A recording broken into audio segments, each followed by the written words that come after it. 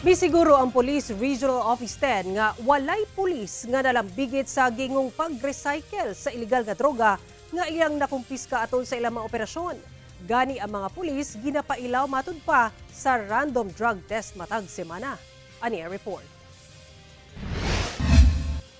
Mipasalig ang kadagkuan sa Police Regional Office 10 nga walay aktibong pulis nga nalambigit sa giingong pag-recycle sa mga nakumpiskang droga atol sa ilang mga anti-illegal drugs operation.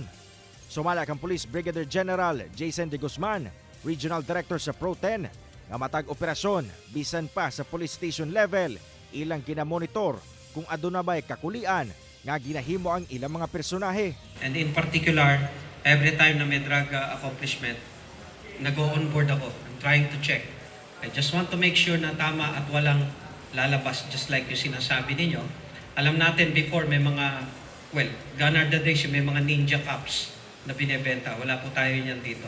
Apan kung aduna man kuno makalusot sa dili madugay, masakpan gihapon sanglit matag semana silang nagahimo og random drug test sa matag units sa rehiyon.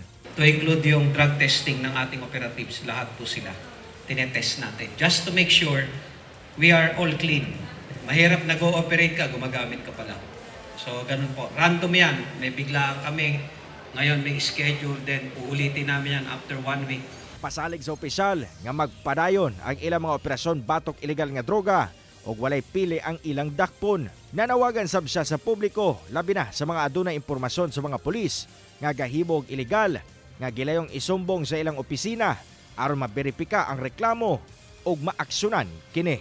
Kauban si Jaybert Paira, Cyril Chavez, 1 Mindanao.